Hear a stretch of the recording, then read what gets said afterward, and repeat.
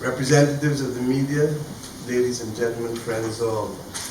I'm delighted to be able to join with you, Secretary General, in Nairobi. I wish I was there with you, and please extend my very best to my dear friends there. But I'm sorry that we are unable of being together at this point in time. But nevertheless, we recognize that from all who are participating from multiple jurisdictions, that this is a historic event.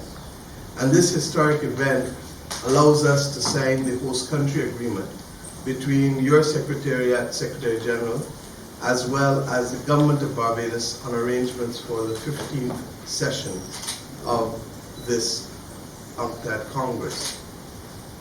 I use the word historic deliberately, and I believe with some justification.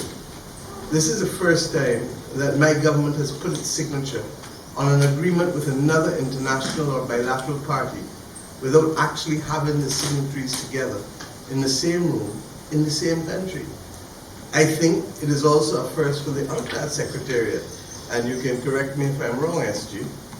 We all know the circumstances that have prompted this creative solution, which may well prove not only to be precedent-setting, but indeed a foretaste of the new norm. By signing this agreement, Barbados confirms its intent to become the first Caribbean country and the first small island developing state ever to host a session of the United Nations Conference on Trade and Development. At no time in recent memory have those two words, trade and development, seemed more significant than now. It is also undoubtedly a first for us to attempt to plan and carry out a major international conference in the midst of such unprecedented global turbulence and uncertainty.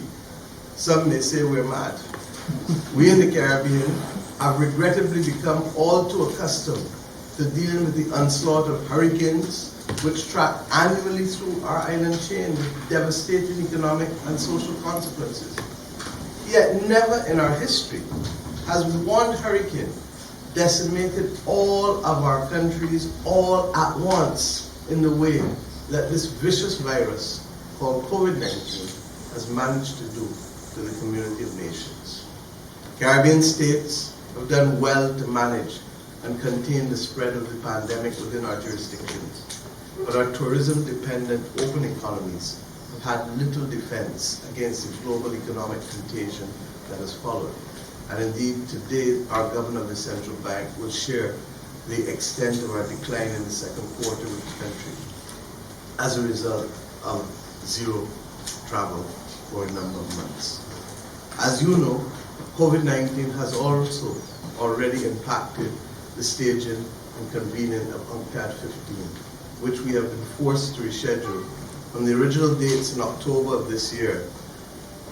It proved impossible to proceed as normal given the trajectory of the global pandemic as we see before us every day, the closure of borders and the disruption of global air travel, as well as the suspension of physical meetings of the PrEP meetings and negotiating bodies in Geneva.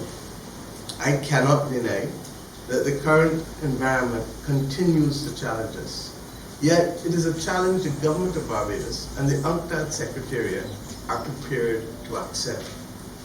We remain positive that by next year, the determined efforts of world scientists and the prudent precautionary measures we are putting in place will help to make the convening of UNCTAD 15 a reality.